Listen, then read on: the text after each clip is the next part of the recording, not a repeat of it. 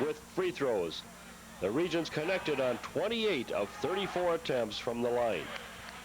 Chris Ring, a 6'1" senior, was 10 for 10 from the line and produced 18 points for the Regents.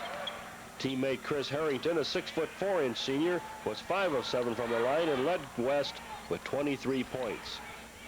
The Cougars had plenty of opportunities to take advantage of West in the first quarter, where they caused 12 turnovers. Craig, however, could manage only 2 leads in the game at 3-0 and 13-12. Craig shot just 42% from the floor, 12 points below their average, despite being paced by 21 points from foul-plagued Chad Cushing. 14 points were added by Jay Peters and 10 by Mike Miller. Despite all that, the Cougars weren't beaten until West broke away from a 47-46 lead with an 11-2 run in the last 2.5 minutes of the third quarter. The rest of the way, the Regents received help from their reserves after 2 starters fouled out with more than 6 minutes remaining. Umi. And the Madison West Regents celebrate on the floor. They've upset the #1 ranked team in the state. The second season opened for Craig with a decisive 69-43 victory over the Monroe Cheesemakers in the opener of the Beloit Regional, played in the Craig Gymnasium. Meanwhile, the Beloit Purple Knights had an easy 73-43 win over the Parker Vikings, setting up the third rematch of the Beloit Craig teams for the season. There was never a doubt in Craig's attempt to win for the 8th time in as many tries over Monroe. The Cougars struggled with their early outside shooting while making only 5 of 16 field goal attempts in the first quarter, but they never trailed and were comfortably ahead at 17-4 less than 3 minutes into the second period. After that, it merely was a matter of how much Coach Bob Suter wanted to make the margin. Not surprisingly, the Cougar coach chose to play 16 people frequently and still wound up with a 36-14 halftime lead and a 30-point spread at the outset of the fourth quarter. The Cougars forced the Cheesemakers into 21 turnovers and used the transition game to outshoot Monroe 52% to 35%. Mike Miller got Craig going with a 5-for-5 outside shooting barrage in the second quarter.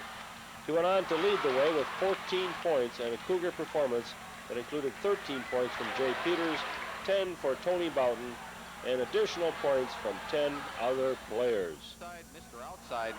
There's Boughton. Up ahead to Jay Peters. He'll just take it in. Score.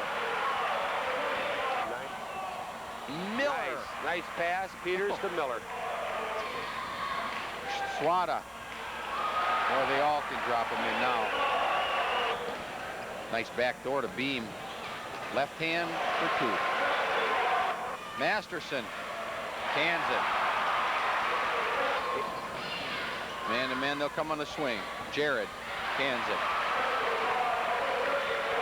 Jared's first 2. There he goes. There. Gets his first basket. Jim Howery. Jeff Regas will go to the free throw line to shoot a free throw. He gets it. And the sophomore. 28 seconds to go. Fullerton. Yeah. In the book. Oh, and the final score, 69-43. The Craig Cougars back in the winning groove. Anything.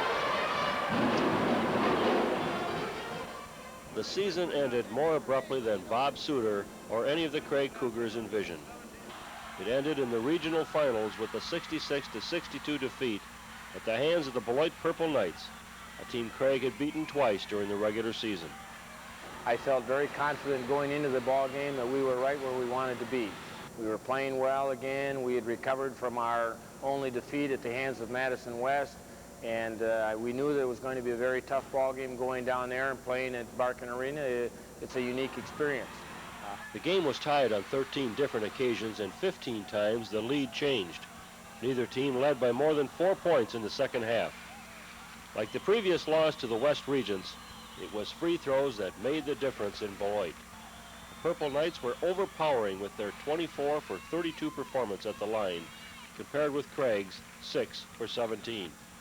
I think it boiled right down to the foul situation, and I don't really feel it's the number of free throws that we missed as a team, but I feel it's the number of times that we put them on the line for their free throws. And as it turned out, you know, that was the difference in the ball game, because as everybody knows, we'd scored more baskets than they did, I think 8 or 9 to be exact. Darian Snow was the difference in the game for Beloit. Snow concluded the evening as the game's leading scorer with 21 points. But despite all their free throws, having Snow on their side in a 15-point first half from Mike Freitag, who found the outside range early for Beloit, the Knights were in no position to win until the end of the game. They trailed 33-32 at halftime and had to battle back from a 4-point deficit in the final minute to force a 47-47 tie at the end of 3 quarters. Led by Mike Miller's magnificent outside shooting, which gave him 10 points in the 4th quarter and a team-high 18 in the game, Craig worked its way to a 59-56 lead with 1:38 to go. Then, just when the Cougars appeared to be getting the ball back on a turnover with a 3-point lead, the momentum suddenly switched with another foul on Craig.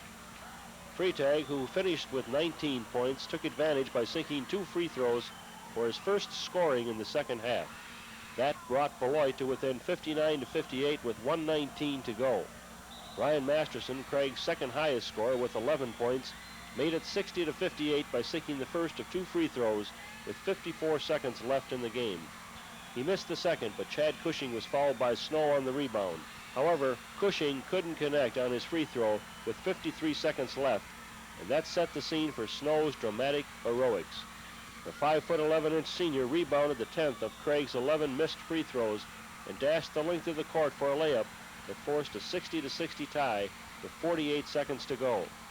As he went airborne to the basket on the drive, Snow drew a foul from Miller, and Snow sank the free throw that brought Beloit to a 61-60 lead it would never relinquish. Beloit boosted its lead to 62-60 on a free throw by Mike Lindsay with 26 seconds to go. Then to 64-60 when Freitag hit 2 from the line with 15 seconds left. Miller made it 64-62 by scoring from the outside with 10 seconds to go.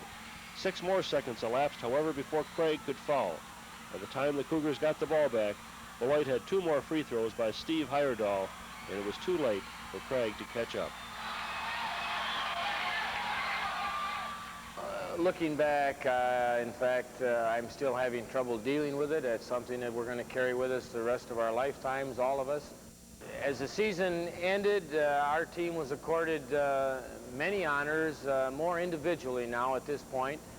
During the year, of course, the big one was we were rated number 1 8 out of the 9 weeks, which was very nice for our team, Janesville and Craig High School. At the end of the year, I think the individual honors came to the forefront in that we had Jay Peters and Chad Cushing make the first team all-conference, and Jay Peters was the player of the year. And at the time I said that I felt that was most deserving, and that Jay kind of epitomized each and every one of our players on the squad. Jay was a good ball player in his own right, and yet by the same token, he's very unselfish. He cares about his teammates, always hit the open man, would always do whatever he had to do for the benefit of the team. And this is the way all of our team members felt. Further down the line, both Jay and Chad received all area honors from the Rockford area, and they also were accorded a position on the Southern Wisconsin All-Star team. Also going back, we had Ryan Masterson and Mike Miller make all-conference, honorable mention. And again, when you have 4 kids like that, and Tony Boughton received some runner-up in that area also, it really solidifies what we've been talking about all year, that we really, truly did have more than one person with outstanding individual abilities, and yet each fellow, each player, put himself second and the team first.